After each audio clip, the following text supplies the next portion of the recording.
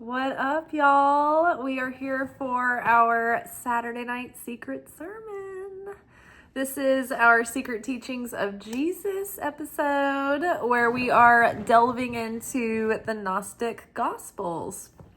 Currently, we are in the Nag Hammadi scriptures, and we've been studying from the Gospel of Philip for about a year and a half, maybe even over that.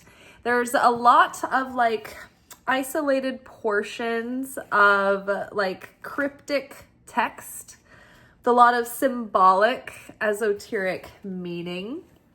And the context of the discovery of the Gospel of Philip, experts feel like they're not quite sure if this is the way that the document was intended or whether they found the writer's notes that weren't complete. But to me, whatever it was, I think it's perfect the way it is, because these portions of text kind of revolve around these ideas and parables that Jesus would share, and these archetypes and symbols.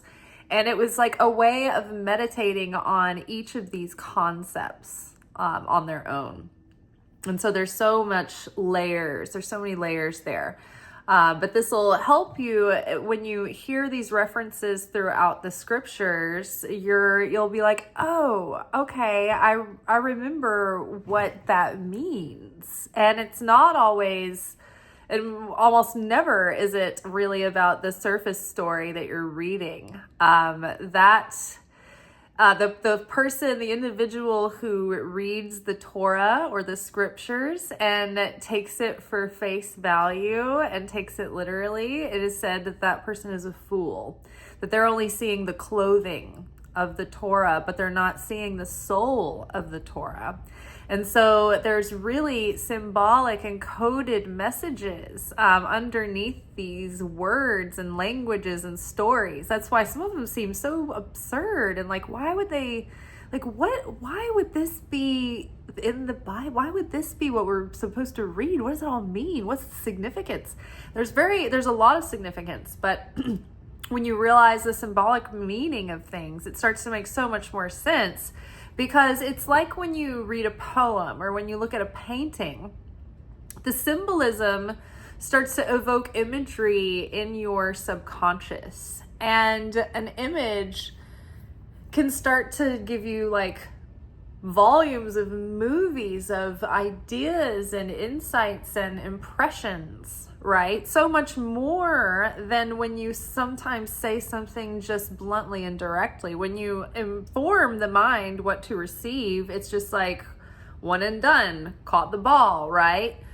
But when you are taking something in and it's almost working with your subconscious, communicating beyond your conscious mind, it's revealing so much more wisdom, so much more depth, so much more layers.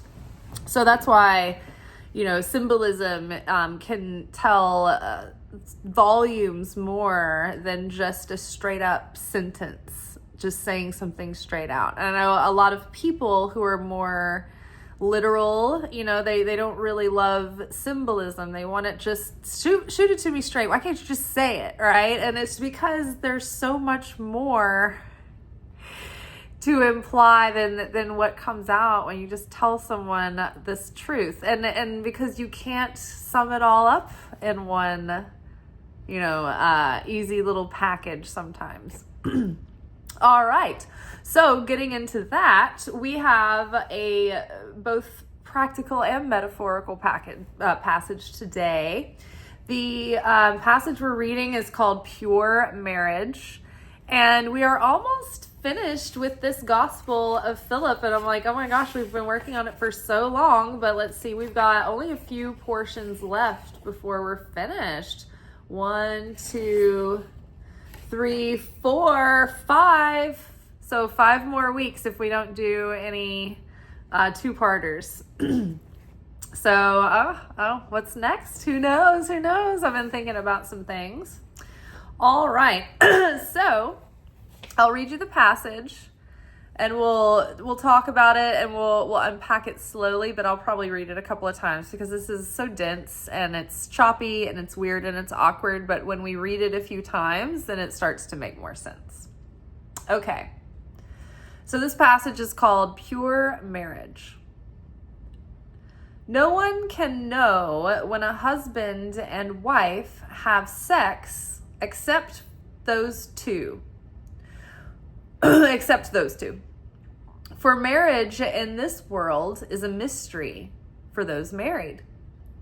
If defiled marriage is hidden, how much more is undefiled marriage a true mystery? It is not fleshly, but pure. It belongs not to desire, but to will. It belongs not to darkness or night, but to the day and the light. If marriage is exposed, it has become prostitution, and the bride plays the harlot, not only if she is impregnated by another man, but even if she slips out of her bedchamber and is seen. Let her show herself only to her father and mother, the friend of the bridegroom and the attendants of the bridegroom. They are allowed to enter the bridal chamber every day, but let the others yearn just to hear her voice and enjoy the fragrance of her ointment. And let them feed on the crumbs that fall from the table like dogs.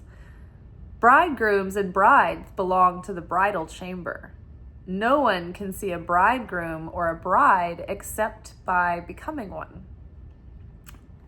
It's so weird when you're just thinking about this as describing, a wedding night between a bride and a bridegroom. And you imagine the family kind of like gathered round in a traditional sense, and the two go into the bridal chamber and the people outside are making sure that it's being consummated, but I would imagine it's the attendants and those closest, right? But the parents and the closest friends. And so you're just like, this is just such a strange passage. But when you get into the symbolism, it makes so much more sense, and then there's so much more depth to open up. So let's read this again one or two more times because it's so thick. Pure marriage. No one can know when a husband and wife have sex except for those two. For marriage in this world is a mystery for those married. If defiled marriage is hidden, if defiled marriage is hidden, how much more is undefiled marriage a true mystery? I'm just going to start over because I'm learning, like, even as I'm reading this, it's making more sense, so I can put the inflection in a different space. Okay. No one can know when a husband and wife have sex except for those two. For marriage in this world is a mystery for those married. If defiled marriage is hidden, how much more is undefiled marriage a true mystery? It is not fleshly,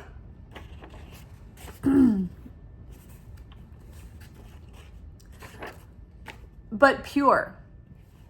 It belongs not to desire, but to will.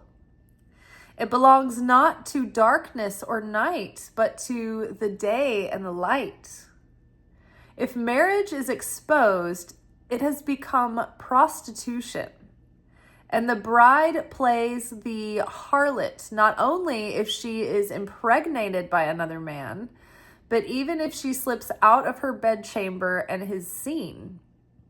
Let her show herself only to her father and mother, the friend of the bridegroom and the attendants of the bridegroom. They are allowed to enter the bridal chamber every day, but let the others yearn just to hear her voice and enjoy the fragrance of her ointment, and let them feed on the crumbs that fall from the table like dogs. Bridegrooms and brides belong to the bridal chamber. no one can see a bridegroom or a bride except by becoming one. Okay, so there's so much to unpack just from a literal sense of understanding what these things are and then what they're representing.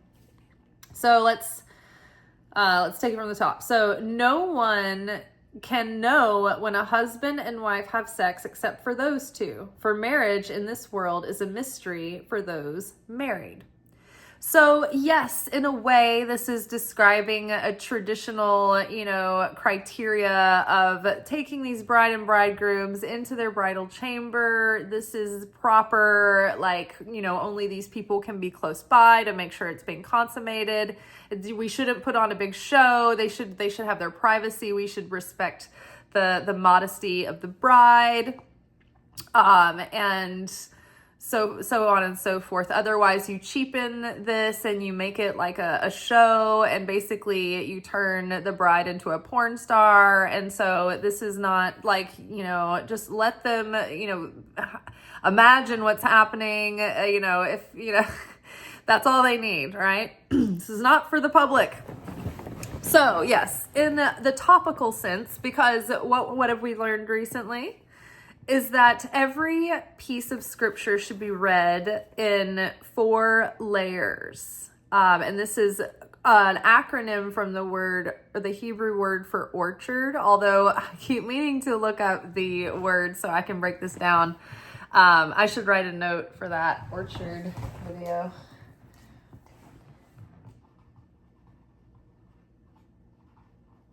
Okay, thanks for bearing with me there. Nerding in action. Okay. So what are they talking about when they're talking about the bride and the bridegroom and marriage? We're talking about the divine masculine and the divine feminine aspects within ourself, within our being, that are coming together into union. This is also about the soul coming into union with the Creator, when we are one with the Creator. When Logos is joined by wisdom and understanding, represented by Jesus the Christ and his feminine counterpart, Mary Magdalene, or the Sophia. So as flesh people, it would be like Jesus and Mary Magdalene. The soul, the human level, the divine level would be the Christ and Sophia. The Logos and wisdom and understanding. The Logos being the word of God, the truth of God, the knowledge, the secrets, the mystery of God is the Logos, whereas the understanding is understanding that mystery, is understanding and penetrating the deeper meaning of the words, of the meaning of the Torah. The Logos is manifest in the Torah, right? And so there's all of this language written in the writings later and by the prophets, and all of these descriptions of, the Torah being the beloved, the lover, right? And the lover goes and seeks out the mystery, and the feminine is always the representation of the mysteries of the Torah. Whereas the masculine, the lover is always circling the tower of the beloved, trying to get a glimpse, So this language, it talks about things in a very romantic way, describing two lovers, and their dance of the seduction and the desire and the longing and the pursuit and the glimpses and the mystery and the being held at just arm's length and all of those themes. So too is it when we, as limited beings, start to pursue the mysteries and understanding of the Torah and of the scriptures. It's like when we begin to understand that, and it's all like coming to life, like we're like, oh, I understand. I'm getting insight into this passage. It's not always, right? It's not like you read the whole thing and you're like, everything makes perfect sense. Because that's why it's describing the lover at the window, like pulling the veil back and pulling it. I think it's in the Song of Songs. And so this is like what it's like when you're pursuing studying Torah. And this is a lifelong thing. You're never like, well, I studied Torah and that's it. It's like even the most prolific and brilliant rabbinical, devotees are always students. They're always penetrating deeper and deeper. Theologists, they're going deeper and deeper, trying to understand, but particularly I think the rabbinical, mystic sector has the deepest cornerstone of the whole thing, because they penetrate the deepest. And so in the 4 layers of understanding, it's like the surface level where you're just understanding the context and sort of like the parable aspects, and you're just like, okay, I get the moral of the story here of common behavior and interaction and human interaction, right? Then it goes deeper into like on an emotional level, or in the interactive, how we relate to one another. Then it goes deeper into how it penetrates the soul, right? And then it goes even deeper and it's like, this is the spiritual technology that is giving you almost the instructions to, it's like a Russian doll, right? It's a nesting doll. So it's like, it's giving you the moral, and then it's giving you how to, the lesson you should take away of how you should interact with one another. And then it's penetrating deeper, right? Into the work that we do on ourselves, into the soul. What does this mean for our soul? What is God asking of our soul? And then even deeper is like the instruction manual on how to achieve the result that we want, right? How do we transform our soul? What can we do here? And it's like this encoded, this whole encoding underneath. So marriage in this symbolic, esoteric sense is when we understand, when we get a glimpse of understanding of the mystery, when we have a eureka moment and a revelation that helps awaken the fullness of our soul, and it helps us overcome our darkness, or something that was previously in our subconscious is brought to light, and we're able to own it and process and transform that darkness and change it into strength and love and character. And it brings us, the more that we understand, the closer we get to God. It brings us closer to God, because we start to form affinity with God. We lose our stomach for things that aren't in alignment, because our soul is so empowered by taking in the nourishment of the Torah, the energy of the Torah. So where are we? So no one can know when a husband and a wife have sex except for those two. For marriage in this world is a mystery for those married. So another point about the divine masculine and feminine is that the feminine represents the desire of pursuit of life and of developing and healing and correcting the soul and pursuing God, pursuing anything that we want to manifest, pursuing Christ consciousness. It takes desire. We have to want it to make these things happen, to make ourselves take action. Now, the divine masculine is how we take action, and our willpower and our drive to go after those desires, and our willingness to take action and to step up, right? So those two within ourselves, we want to bring those into a balance so they can come together and join, so that we can be effectively having a desire, and it's so strong that it burns like that fuel of manifestation energy, and that makes that magnetism start really getting stronger. And then that drive, that masculine passion to take action, to go for it, right? To make an effort, to put energy into something, to hunt something, to build. So it's like when the two are together, then we can be super fruitful. There's also the aspect of the feminine that is the internal realm. It's the emotions, it's the feelings, it's the intuition. It's the part that's connected so closely to the voice of spirit. It's receptive, it's quiet, it's still, because it's that stillness of the soul, right? That is at rest and at peace and is receiving. It is the non-material, right? Whereas the masculine is more like the outer expression. It's the personality. It's the material.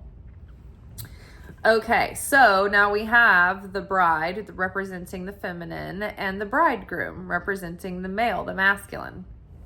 So those two come together, and when we come together in that aspect, and when we have that logos, that understanding and wisdom of the word of God, then we become united with God. And so it's like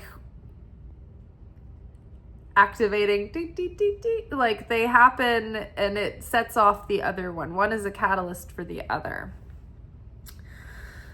So setting that scene, no one can know when a husband and a wife have sex except for those two. For marriage in this world is a mystery for those married. Now, the way that I'm getting the impression that this is describing, it's like doing the internal work. When we have that, when we're doing the work of correcting our ego and healing and our soul work and our awakening of our consciousness and soul, and transmuting our darkness and negativity, doing the forgiveness work, becoming more Christ-like, becoming more like God, like building affinity with God, building that Christ consciousness, and having affinity of form with the Creator, and reflecting and being a mirror image of the Creator's consciousness. When we are doing that, we shouldn't be doing it for show, for merit, to brag, to boast ourselves up, or give ourselves power over anyone, or make ourselves elevated over anyone. It should be something that is meant for, in earnest, as an act of intimacy with the Creator, right? So you're changing for the Creator, and you're doing these good works for the Creator, but it's not for your own glorification. And so when we're doing things and it's for our own glorification, like people have used the word recently, and I think it's perfect, performative, then it is like you are flaunting yourself like a prostitute, and it takes all of the sacredness and the sincerity and the realness and the intimacy out of the act, because it's just done for approval, for an audience, for external validation or value. Like, think about, I, as a Christian, a Judeo-Christian mystic, I have always been very put off by the mass majority of just like the modern Christian culture. Now in 2025, we can see why that is. But before, we were just like, is it just me, or is there something really off about a lot of these people? And it's some denominations more than others, for sure. But there are these and I try to be open and not judgmental, and I've tried to listen to Christian content and watch Christian content creators, but they are very casual about calling whatever they want prophecy. I have a prophecy. I was given a prophecy. And it's always the same. If you watch any of them consistently, they're always getting the same information. And it's conveniently the exact messages that millions of people want to hear. And it usually has to do with your season of victory is coming and it is close. And, you know, they have all of the same trappings as any one of some of the worst sensational and exploitive tarot channels. Isn't that interesting? They're basically the same. They're fortune telling. And they are taking the Lord's name in vain because they are just saying that they're being told something. And it's like, are you really though? Or are you just speaking from your own personality? And you're doing all the things you think you're supposed to say and do. And then they have these like very, their prayers are all very similar and they sound the same and they have the same tone and they have the same lingo and the same jargon. And it becomes performative, and it's like, if these people are doing this and they're making a big show of it, but they're not earnestly trying, and then they're like making themselves exalted, and it can be many things, like, right, it's not just Christianity, but I'm just using that as an example because we are literally addressing that exact issue. Here, the Gospel of Philip isn't concerned about what the Buddhist people are doing. It's worried about how the Christians are conducting themselves.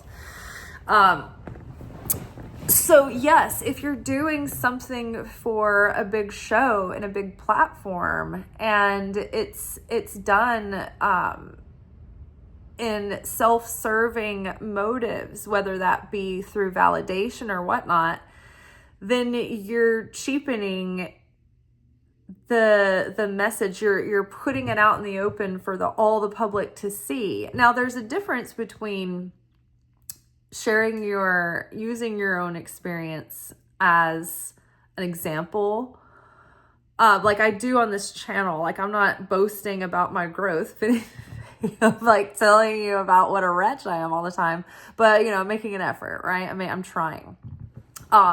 People who are, trying to like take part in a fast, just because it's, what everybody else is doing, and I'm going to talk about it a lot, and,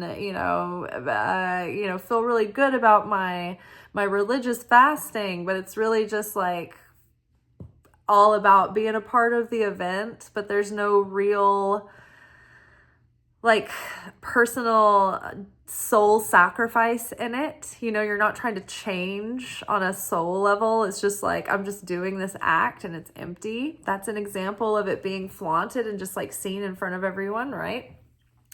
So the point is to keep it sacred. Jesus even mentioned, when you give with your right hand, don't tell your left hand or whatever. And it's like, don't do things for show.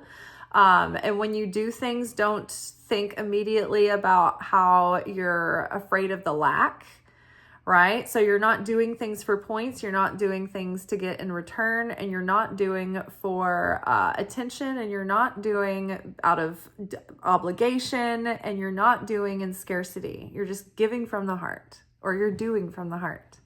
And that's it. And if it doesn't get acknowledged, doesn't matter, because we're serving in humility. So too are our works within our soul growth, right? We're doing that in humility. It's not like, oh, look at me, look at all I've done. It's like, oh God, I have so much more to do. There's so much more I could do. There's so much more to be done. And I am humbled to have the opportunity, to have moments of awareness, that can have, that saving grace, right? Amazing grace. Okay, so no one can know when a husband and his wife have sex except for those two. For marriage in this world is a mystery for those married. So the enjoyment of your, like the benefits, the Pentecostal ecstasy, that Pentecostal inebriation, that high on, like that spiritual high you get when you have those moments of excitement and breakthroughs, right? It's like that's for the bridal chamber. That's for you. It's like once you expose it, it diminishes it, right? It diminishes that light, makes it more commonplace.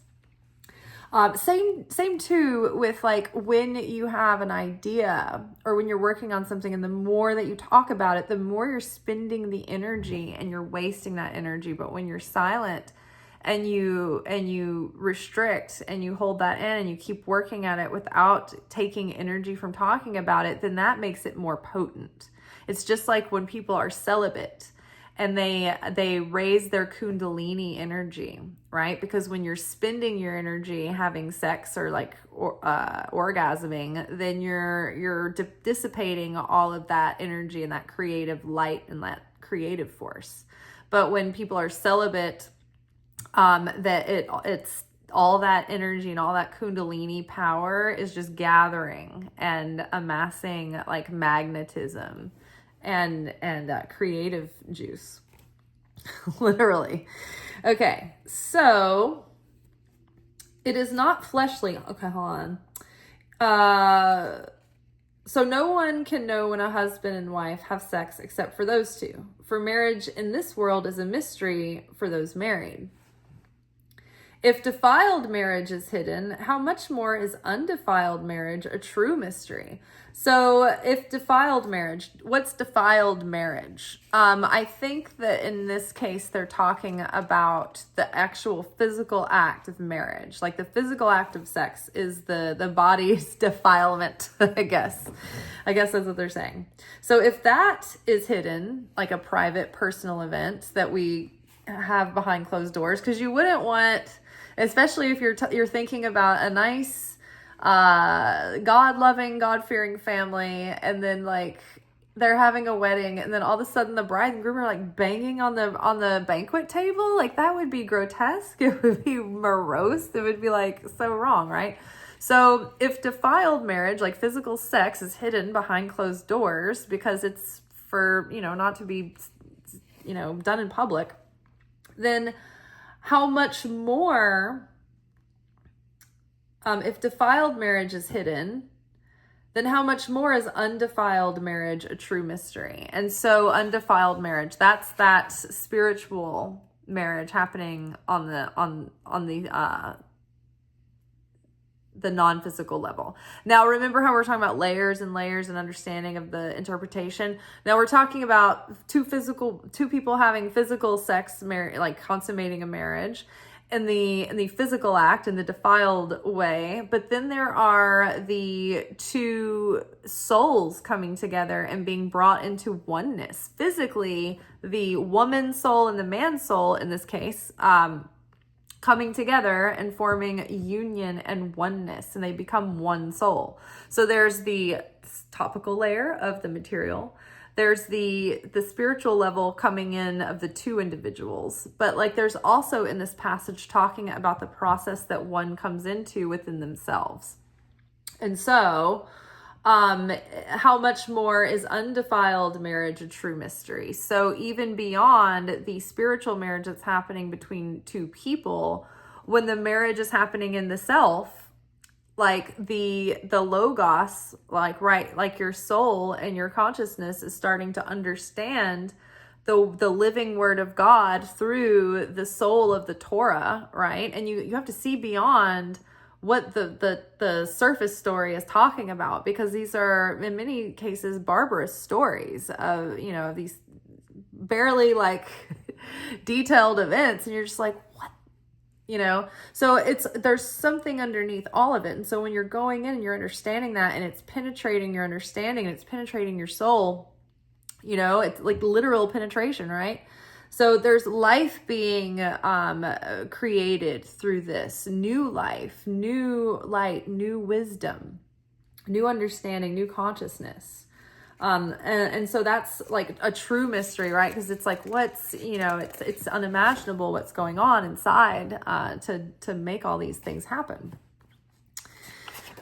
firing on all pistons. So it is not fleshly, but pure. So again, this is beyond two people coming together, but this is when you're talking about the soul coming into union with the spirit, right? When I think of the soul, I think of the part of us that's non-physical, that has like all the files. It's your record, it's your future potential, it's all the assignments, it's the imperfect, messy one that's always in progress and in process, right? Whereas the spirit self, the spirit that we have, is like our highest perfected self. That's the purest image of God, that's attached to our expression. So it's as if our soul were to become fully perfected, then it would be radiant like the spirit. The spirit is flawless. It's never changing. It's unmoving. It's unwavering. It's eternal. The soul is everlasting, but it is ever changing. It fluctuates. It grows, and it awakens, right? And it sheds. And so the soul is mutable, whereas the spirit is completely whole and integrated, and it has everything already. It's like there's no time and space, really. So our future, or the version of reality where our self is in its fullness and perfection, and completeness, is there, and that's our spirit. Okay. And so when we elevate our soul and start to build more affinity of form with the Creator, then we come into alignment with that spirit, and we can channel that insight and that guidance through, and also that understanding, and hear like the guidance and wisdom and whispers of the Holy Spirit from that place. Okay, so it belongs not to desire, but to will. Now, so what is this marriage? Okay, so let's go back and read this. So, if defiled marriage is hidden, how much more is undefiled marriage a true mystery? Undefiled marriage, or the spiritual marriage, is not fleshly, but pure. It belongs not to desire, but to will. So your actual spiritual becoming and your soul awakening and correction does not rest on your desire alone. Like, yes, how many times do we yearn and want things that we don't make happen, that we don't close the deal on, that we don't take the action? So it's not enough to say this isn't done by desire alone. It's the willpower. It's the will that makes you go for it and do it and follow through. So it belongs not to desire, but to will, right? When you want to be like Christ, you have to make it happen. So many people and like Christians can be very passive about wanting God to change them. And God helps us and gives us those water wings, but ultimately it's like it's up to us to be active participants in this and to do our homework and to do the work, right? We're not just flaccid, passive, infants, waiting to be, completely changed, with a wand woven over us, like the fairy godmother. We have to work at it, even when you want to change. I can tell you from a person who's been doing deep inner work since I don't know, maybe 2013, 2014, and really trying round the clock self-help and spiritual study and effort and taking action, even as a person who wants to change and to be more like God, not even out of fear, not out of obligation, but just out of pure desire. It is still almost impossible to overcome myself. I am pathetic. So yeah, it is not by desire. It does not belong to desire, but to will. It is the will that pushes you to make it happen. So, and it belongs not to darkness or night, but to the day and to the light. And so what that means is when Jesus talks about being asleep or how darkness is coming, or we have to do this during the day, What he means is while we're living flesh. When we die and expire and our flesh suits drop off, yes, we do have an eternal soul. We do have an eternal spirit.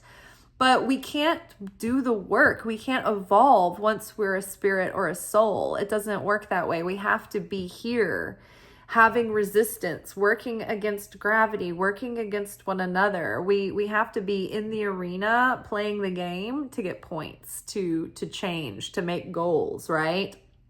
It's a participatory thing. And it's like when you come here on earth, there you are, you're in it.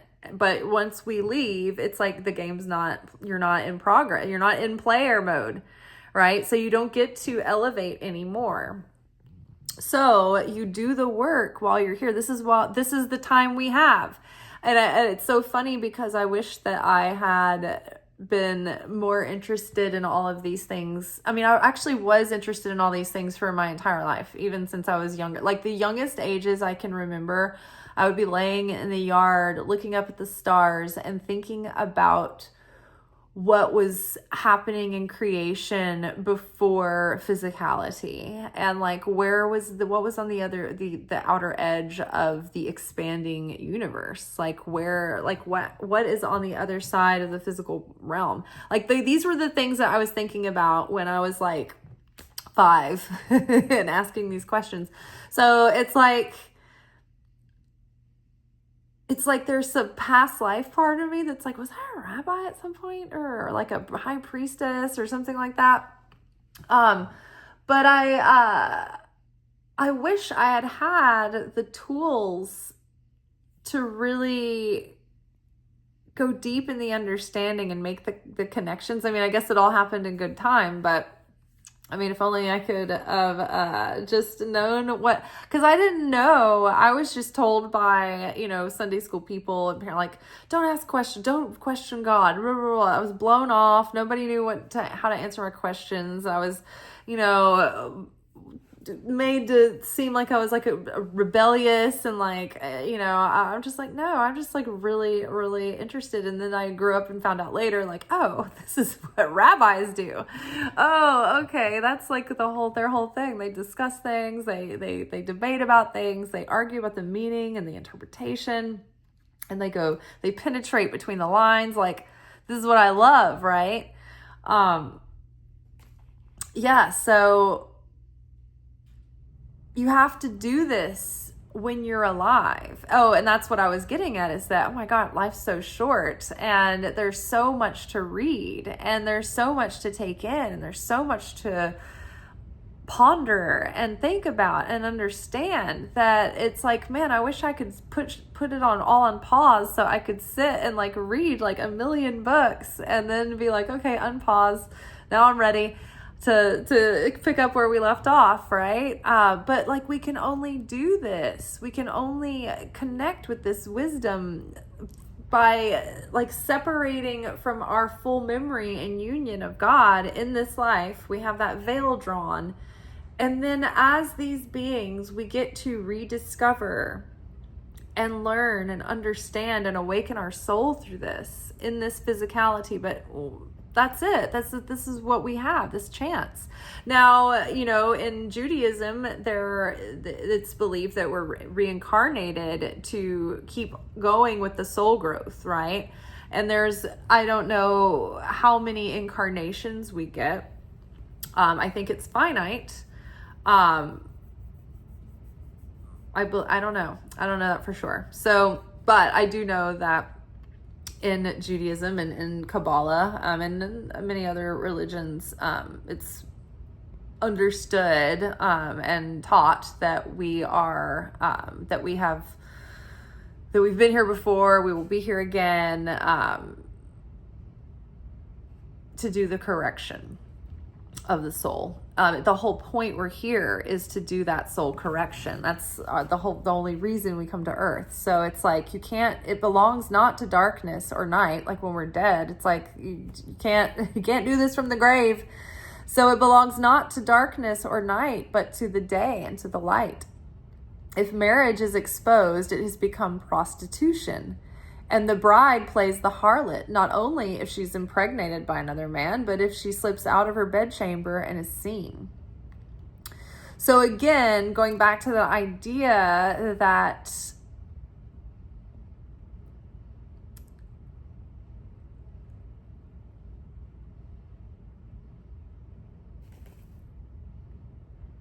we don't want to do things in a performative way, right? To get validation or attention or merit or stature. If marriage is exposed, it has become prostitution. Like you're doing it as an exchange even. Like if you're doing it, well, I'll do this and in return for this. And it's like, well, I'm becoming, I'm giving up my sin so I can go to heaven. That's just like tit for tat. It's just like, I'm going to give you my intimacy and my allegiance and my love for your payment of giving my soul passage into heaven. That is just a transaction. It's transactional at that point. It's not because you really just for love's sake,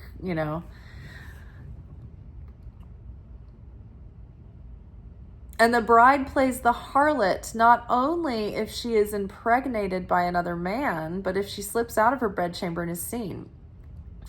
If she's impregnated by another man, like there's the pure will and the impure will. There is pure desire and impure desire.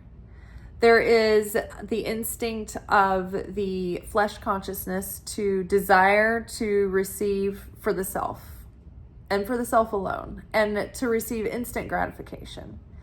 And then there's pure desire that has, more than just the self in mind. It has, others, the greater good in mind. The consciousness of the creator or the perfected soul in human incarnation would be to become a better vessel of receiving for the sake of sharing, right? And what that means is when we do the work on ourselves of healing, it's not just so we can have a more pleasant life and feel more inner peace, but it's also about so that we can help others find more healing and inner peace, and we can stop contributing to the darkness in the world, but to try to start turning that around and healing and correcting the darkness and helping others find healing and forgiveness. And while we correct and fix and purge the evil and darkness, right, through transformation. So being impregnated by another man, it would be like having impure intentions, like having someone else's will in the situation, like someone else's motives, like being corrupted by someone else's motivations, or like doing what the ego wants us to do. Rather than what the spirit is calling us to do. Does that make sense? Like it's like not outer characters, but it's all in here. Are we defiled or impregnated by another man, then the spirit, right, of the willpower and the drive. Where is our drive coming from?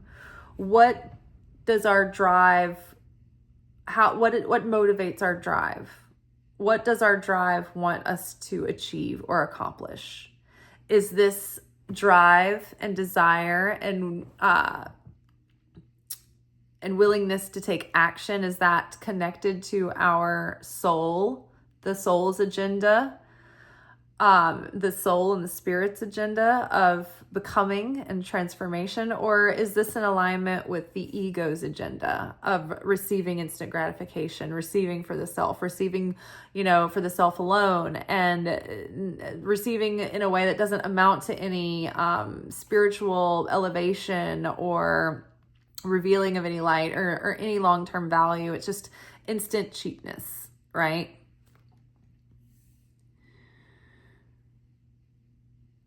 But even if she slips out of her bedchamber and is seen,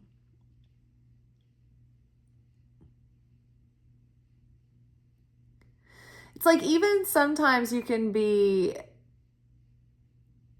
you know, because what is it like the image of some, like, you know, have you ever had to get up and put a blanket on and like run to the bathroom because like you're at someone's house that has like roommates, right? Your girlfriend or boyfriend, they have roommates, and you gotta like slip out and go to the bathroom, and then you get caught by the roommate. You're like, oh, I guess I should have been more careful about not darting across the hall naked in the middle of the night, just thinking, what are the odds, right? It's like taking more care, being more intentional. Itchy ear. You gotta do the plunger thing with your ringer.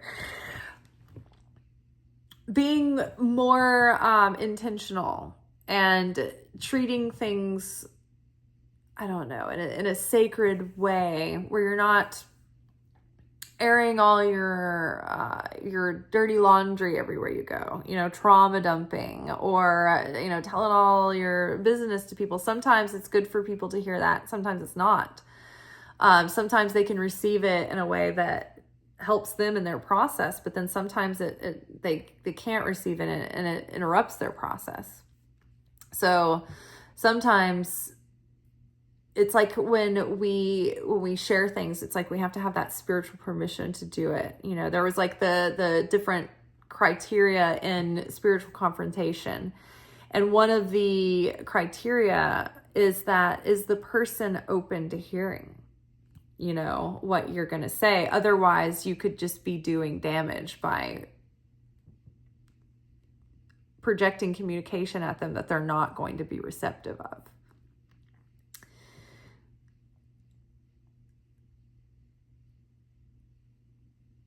Let her show herself only to her father and mother and the friend of the bridegroom and the attendants of the bridegroom. Like, the father and mother, I feel like, are almost like our patterns. Let her show herself only to her father and mother. So this understanding that's coming through in these in the work, that the inner work that you're doing, share this with your mother. That would be the internal patterns that you took on from your mother, right? That are the causal source of your behavior, of your actions, right? Of the way that you feel about yourself, right? I guess the father would be more like the actions, and the mother would be more about like our self-concept and how we see ourselves, right? So the good works that we're doing, we should share them with the parts of our personality. The good works, apply them to your internal patterns. You know, what are your emotional patterns? What are your relationship patterns, right? Do you trust yourself? Do you value yourself, right? The father patterns would be how you behave, how you react, how you're willing to show up. Are you consistent with yourself, right? These are the origins of what you're birthing, right? This is the origin. Your parents are the origin of what birthed you. And so now you're taking the patterns and the sins of the generation, all the things that have birthed you, and what the person that you are right now, the work that you are doing, and the internal understanding and the willpower to change is creating, is bearing fruit, is bearing spiritual children in the fact that you're becoming a more understanding person. You're becoming a more loving person. You're becoming a wiser, more discerning person, a more compassionate person, right? A stronger person, a person who can be resilient, overcome, and be sharing, and be a help and a light and a beacon for others. Not because that makes you feel grandiose and important, but because you're feeling the humility of wanting to serve and be of use and goodness. Let her show herself only to her father and mother, the friend of the bridegroom, and the attendants of the bridegroom. So who's the bridegroom? The groom, the male, the masculine. And who are the friends of the bride, the masculine, and the attendants of the masculine. So what would that be? That would be the things that you put, the systems you put in place to help you create the habits and take the actions and be responsive and not reactive. How can you surround yourself with people and systems and structure and set yourself up for success so that you are assisted in doing good works? It's not just all left to your willpower alone. There are things that can help you. There are things that can assist you, right? And so set yourself up with systems and discipline and structure that supports the best version of yourself, rather than all the pitfalls and trappings of your temptations everywhere and people who influence you in a wrong direction. Surround yourself with things that will propel your forward progress and healing and growth.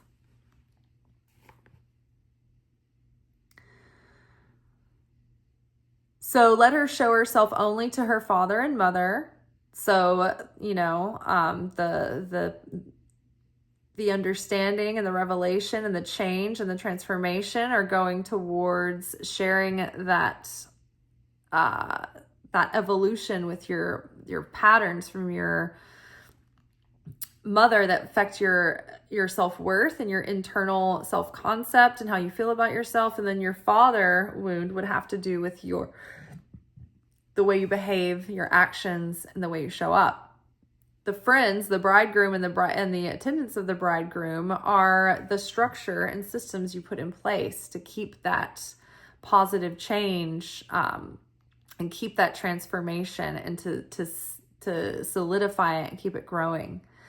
They are allowed to enter the bridal chamber every day. So yes, make this a part of your daily routine and daily practice and daily checking in. Okay, am I behaving? Am I showing up in the way that I need to? Am I behaving in the way that I need to be the best vessel of sharing a light, being my best self, and living with purpose? But let others yearn just to hear her voice and enjoy the fragrance of her ointment, and let them feed on the crumbs that fall on the table, off the table like dogs. So that sounds pretty harsh. But basically what it means is that don't shove your doctrine in everyone's face. Don't go around trying to change people and indoctrinate people and getting them to change and how many of us have tried to change someone and nearly lost our soul in the process, right? Don't try to push anyone into anything, but allow them to see the change that is happening in you and feel the difference and feel what it's like to be in your presence when you're calm, when you're serene, when you're the grounded, stable one with all the certainty and all the faith. That's where people come to when the times are uncertain, That's where they're like, wow, what do you do? What do you study? How are you so grounded when everything else is so chaotic? What gives you this sense of peace and fulfillment? Because I want some of that. I feel like I've watched you turn your chaos around, and I can see improvements in you all the time. And I see that even when you're challenged and going through a hard time, you're reacting to it differently than you used to. And so you let people observe you and you let them see that it's working. Even in, my, someone close to me the other day was just saying that sometimes they feel like they're not a very good Christian because they're not bright and shiny and bubbly all the time, that sometimes they get really down and they struggle and they're sad and they're moody and they're depressed and they're up and they're down. And I'm like, hey, look, that's all of us. And I think that pretending that everything is hunky-dory just because you're a Christian is a lie. And that's part of the problem. And everybody's lying and suffering on the inside, and no one's being real and authentic. But what's real and authentic is when you do have these human waves, these storms that come over you, that you have a choice in how to respond to those. We have tools in our tool belt. We can pray, we can turn to scripture, we can meditate, we can draw closer to Jesus, we can draw closer to the Holy Spirit, we can draw closer to God in those times. So yes, other people will notice that, and they'll feel comforted knowing that they're not the only one who struggles with these things, but you're a lighthouse that shows people how to resource themselves, how to become resilient, how to recover when it does get tough, and when there are hard days, right? And when life throws us things that seem impossible to go through, you know. But let others yearn just to hear her voice and enjoy the fragrance. So it's like when you try to tell someone about spiritual concepts and they didn't ask for it, it can feel like a lecture. It can feel like heavy. It can feel heavy-handed. You can just be like, what are you? Get out of my face. But like when you ask, when you're like, hey, what is that all about? Like, what are you, why are you so this way? Or what keeps you, bouncing back, how are you not getting, sucked into the jaded despair? Like when they ask and they inquire, it's exciting. They have a desire. It's like when you smell a good smell and you're like, ooh, I want to go in there. That smells really savory and good. I want some of what that is. I want to eat that. When you smell pizza, do you not want pizza? When you smell French fries, do you not want French fries?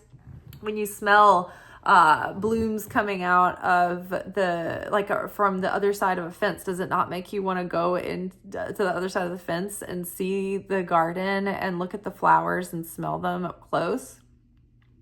So too, when you're putting off better vibes and you are putting off those sweet smells that draw people in rather than the clanging of drums, right?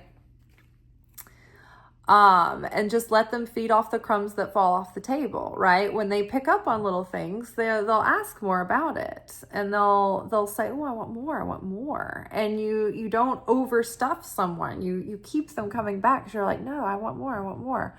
Tell me more. So it's like that dangling carrot, right? And it's seducing them in a good way into the bridal chamber. Bridegrooms and brides belong to the bridal chamber, right? Our internal desire and our willpower belong together, working together, creating fruit from that. No one can see a bride or a bridegroom except by becoming one. And so it's something that you can't secondhand get this. It's your own process that no one can give it to you. No one can do it for you. No one can be like, all right, you're good, go on. Like, it can only happen when you put in the work and when you have so much desire and when you have so much willpower that you put those things together and make it happen. It can't be something that you can't buy it. You can't, be an eyewitness. It has to come from your own firsthand effort and experience. All right, y'all, let's read this passage one more time and then we're out of here. We're out skis. Pure marriage. No one can know when a husband and his wife have sex except for those two. For marriage in this world is a mystery for those married. If defiled marriage is hidden, how much more is undefiled marriage a true mystery? It is not fleshly, but pure. It belongs not to desire, but to will. It belongs not to darkness or night, but to the day and the light. If marriage is exposed, it has become prostitution. And the bride plays the harlot, not only if she is impregnated by another man, but even if she slips out of her bedchamber and is seen. And, that can too be like defiled consciousness of, belief systems that aren't in alignment with our, with the highest truth and with our values, the belief systems that aren't really in alignment with God. And how much do we see that today as being a current affairs event is not even just threats coming from other religions, right? It's threats coming from inside this own religion of values that are being, that they're trying to indoctrinate people with, that are not in alignment with the values of Jesus, that are not in alignment with the values of Adonai. And they are twisting this marriage, right? They are twisting. It's like being impregnated by another man. It's like when you're deceived by all these things. It's like you're being impregnated by someone else that's not supposed to be impregnating you. Opening yourself up to too much suggestion, not having enough discernment, knowing when something's wrong, inherently wrong. Like, I know my moral compass is telling me this is wrong. I don't care if you're showing me, you're naming scriptures and you're, using this to justify your deeds and your plans and your motives and your scheming and your conspiracies. This is not what this means. Because I'm a bride in the bridal chamber firsthand, and you cannot tell me this because I have been here and I have devoted myself to the study of this, and I have firsthand experience, and that truth, I know that truth. I have lived that truth has set me free, and you cannot tell me shit, right? That's how we need to be right now, because there are a bunch of people that have very wicked motives, and they are sneaky, and they are snaky, and they are infiltrating people's consciousness, and they're trying to turn them into supporting their own agendas and causes. And they're doing it in the name of religion and their beliefs, but it's not in alignment with this belief. It's not just happening in Christianity, it's happening in any religious extremism. They take the doctrine, they pick out the points that they can use to manipulate people who don't understand the text and the context of the Holy Scriptures. Whatever religion you're in, there's always extremists, right? And they do the same thing. They take the holy doctrine, they pick out the parts that they can use to support their claims and their agendas and their plans, and then they shove it down people's throats and manipulate them with fear, with guilt, with shame, anything that they can get in under their skin, and then they impregnate you with their defiled indoctrination, the evil, wicked scheming. So you really have to know, and you have to be able to discern, even if it's someone in your own religion, if they are whack and they're completely way off and their values are off the path and off the script and very dark. And sometimes it's the ones that look so squeaky clean that have the most menacing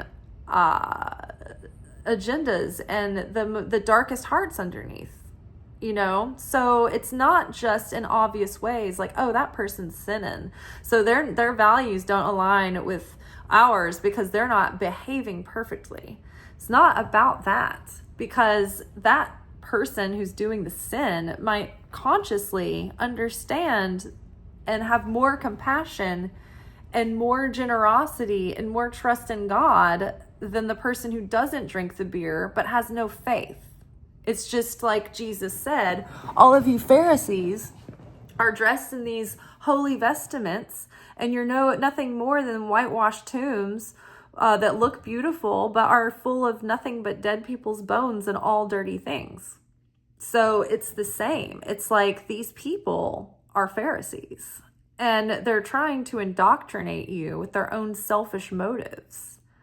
That would be like being impregnated by someone else, right? And then think about, in the Chosen, right, in the Bible, right, when Jesus came back and confronted the Pharisees, because the Pharisees were the ones impregnating the bride, the body of God, right, the people of God.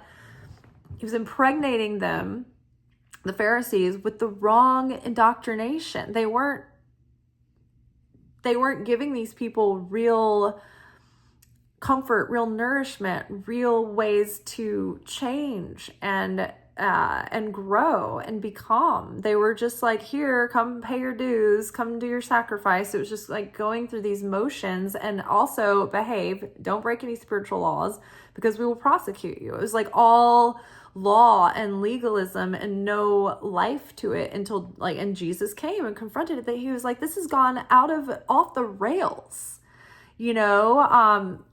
this has gone so far that it's like you've diluted, and made reductive this entire religion at this point. We've got to reform. We've got to, clean it up and get back to what matters.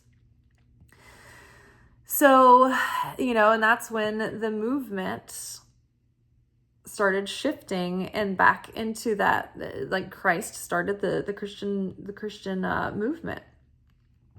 But it was about getting people's consciousness back in the right place. What matters? What are we here focusing on?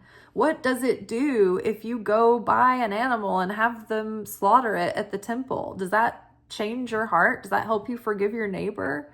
Does that help you make peace with, the death of your fill in the blank, or your failures as a this or that?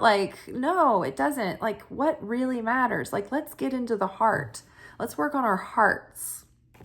I want your heart, is what Jesus would say. So if marriage is exposed, it has become prostitution. And the bride plays the harlot, not only if she's impregnated by another man, but even if she slips out of her bedchamber and is even seen. Let her show herself only to her father and her mother, the friend of the bridegroom and the attendants of the bridegroom. They are allowed to enter the bridal chamber every day, but let others yearn just to hear her voice and enjoy the fragrance of her ointment, and let them feed on the crumbs that fall from the table like dogs. Bridegrooms and brides belong to the bridal chamber. No one can see a bride or a bridegroom except by becoming one. Now, like dogs, I don't think that this is to degrade people and be like, you're like dogs. I'm going to throw you a little crumb like a dog. But just think about how a dog behaves. When a dog smells something good, they've never been so attentive. They're like, what is that? That smells good. I want that. And they're like this. They're like up in your face. And they won't move. And if they get a little crumb, they're like, they eat it up. They're like, that was so good. I want more. I want more crumbs. I want bigger bites. Please give me everything in the refrigerator. Right? So it's like enticing rather than forcing.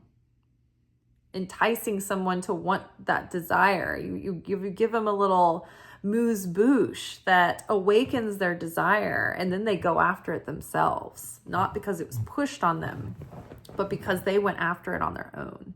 And that is a world of difference. It makes all the difference. The upper realms rejoice when someone goes from darkness and they desire to become different and they change, right? The upper realms, when like a good person is raised in a good family and everything's always okay, they're like, all right, yay.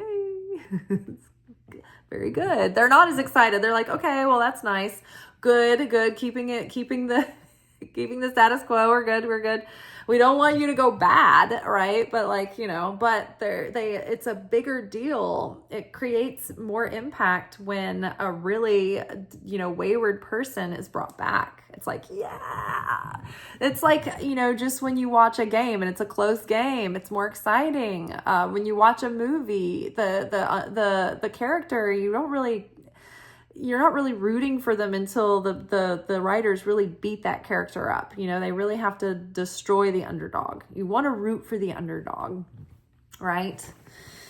Okay, well, that is all for tonight. I thank y'all for patience with me yesterday. I helped my sister move for a couple of days in a row, and the whole day was just filled. And then we went to dinner last night afterwards. So I came home, cleaned up, and then they were expecting me. And then my friend from work, her birthday was last night. So after we had dinner, we went to the place where everybody from work was going and met up with them. So it was all crazy. And then after that, I came home from that and I was just like, just feeling gross because I had been like in the heat and then binged pizza and then drank some drinks. And then I was just like, I cannot do a video. It will not be a video of giving value. It'll just be something to post. So I thought I'd spare us all from that.